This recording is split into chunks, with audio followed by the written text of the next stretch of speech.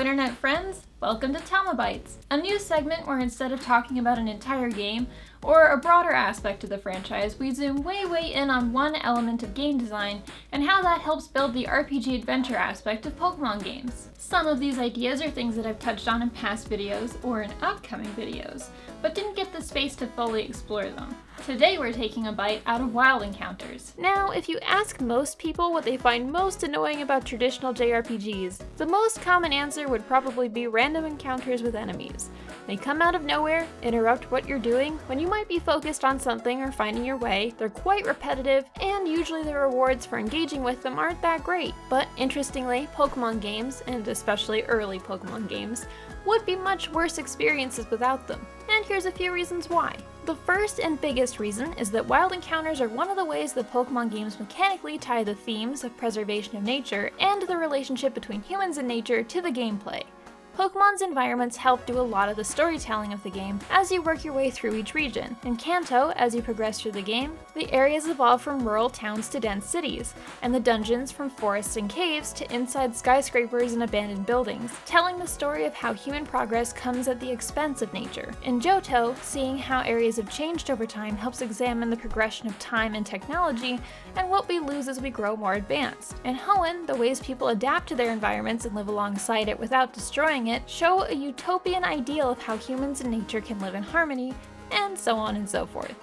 But it would be easier to miss these important environmental cues without mechanics that force you to interact directly with the environment, so that as the backdrop changes, so does the experience of playing the game. One of the many ways Pokemon games mechanically tie all this together is through wild encounters. Because you don't have any say in the frequency of battles, which Pokemon they're with or when they happen, the game is reaching out and grabbing your attention and saying, "Hey, notice this!" In Kanto, for example, you notice the contrast between the more natural dungeons full of Zubat and Geodude and the later game dungeons like the abandoned man-made Pokemon Mansion, because the types of encounters you find there change from the more natural early game Pokemon and become man-made pollutants like Muck and Grimer and oversized rats like Raticate. On early routes, the encounters are fully unavoidable and there are few trainers to battle. But as you work your way across Kanto, the tall grass gets pushed more and more to the side, and the routes are full of people instead. In Gold and Silver, many areas that used to have wild encounters, like Viridian Forest, are stripped down so much by human development that no Pokemon appear there at all anymore, and you notice that absence. Viridian Forest was the place that many of us caught our first Pokemon, and was basically the series' mascot's natural habitat, and over the span of just 3 years, it was destroyed to the point that Pikachu can't be found there anymore. In Johto itself, many of the rarest Pokemon like Skarmory and Ursaring can't be found anywhere except in routes where people have yet to pave roads, and the terrain is still wild and hard to traverse. And in Hoenn, Zigzagoon is all over the place to the point that you might wish it would disappear, but its ability pickup, removing trash from the environment that you can then reuse, helps solidify it as an analog for how essential members of ecosystems all around the world help clean their environments of pollutants, and how if any one of those did disappear, the environment would suffer as a result, much like what happened in real-life Kyushu. Without wild encounters like these, or even the lack of encounters by contrast to the areas that are full of them, these themes would be sitting on top of the gameplay and not fully integrated with it.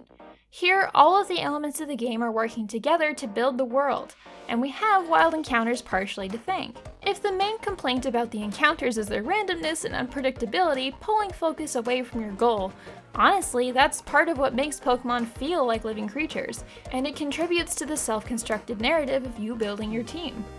Pokemon are a personification of nature, and in real life, you can't always predict when your lunch will be interrupted by a bee, or when you'll see a really cool big bird. It's like a turkey. No. It's so big. As we learned in the past by looking at ways that removing agency and impact on the player stripped Animal Crossing villagers of their characterization over time, sometimes it is essential to have NPCs, or in this case possible party members, impede on the player's journey, or even be annoying occasionally for them to have a presence as a character, and a role to play in your story. It creates a mini emergent gameplay possibility when Pokemon can show up at any time out of the blue. Your party members feel more like living beings when they have the potential to be unpredictable, with a will of their own that doesn't always care about what you're doing.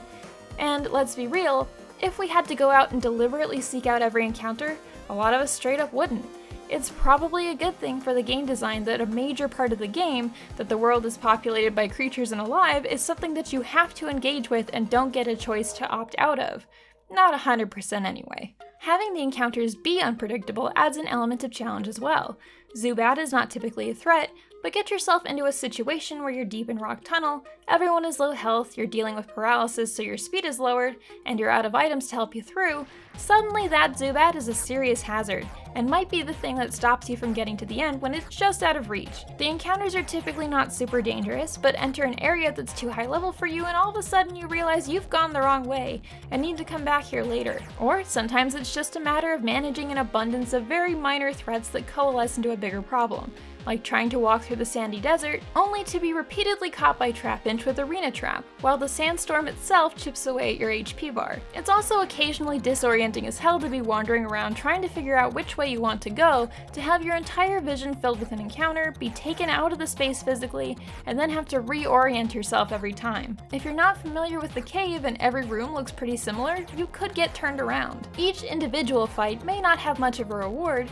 For most of these encounters, there isn't a boon of experience or helpful drops, but rather the ultimate reward at the end of each dungeon or route is the relief of getting where you want to go after persevering. Crossing the ocean wouldn't be much of a task if there weren't a billion tentacle and wingle standing between you and the opposite shore. But to be fair, Pokemon is honestly much more merciful than most classic JRPGs are. For one, whether or not you can run from an encounter is controlled by the speed of your active Pokemon.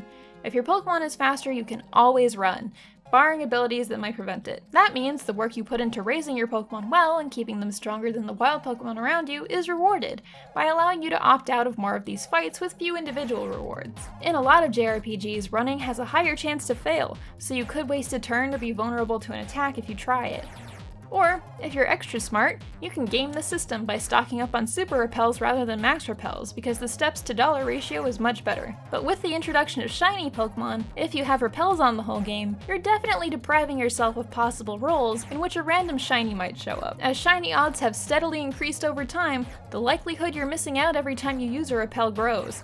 So you have to weigh that possibility as well. And after all that, wild encounters are also a really great teaching tool for the basic type matchups of the game, in a low stakes environment where choosing the wrong move won't likely result in a loss. Your first time through a region, you probably won't know all of the new Pokemon introduced and what types they are beforehand. Having the room to experiment, to look at how types are placed and what obstacles are around them, can help you figure out how best a Pokemon is used. For example, the fight against the first gym leader Viola in Gen 6 can actually be really difficult if you go in with just a grass or water starter. Those stacking chip damage bug type moves can really pack a punch.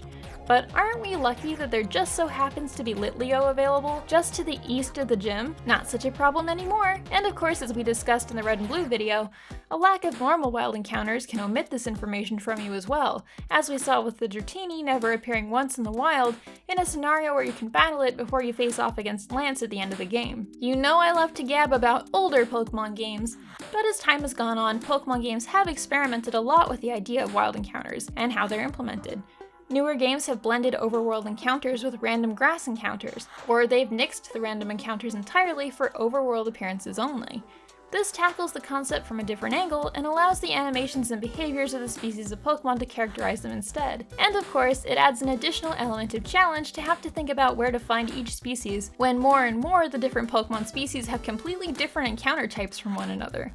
The degree of randomness and the degree of how much the player needs to involve themselves in each fight has changed and shifted with each new installment. I'm looking forward to seeing how Scarlet and Violet implement this new auto battle feature, and whether or not each one of these ideas remains intact, or how they too will change. Are there any game mechanics you want to see unpacked in a future Tama Bites? Let me know, you know how to reach me. And of course, if you want to see my in-depth Pokemon videos on each specific game, check out the playlist in the pinned comment. I have another big video coming up later this month about Pokemon Coliseum. It's my longest video to date, so be sure to subscribe and hit that bell icon so that you don't miss it. See ya!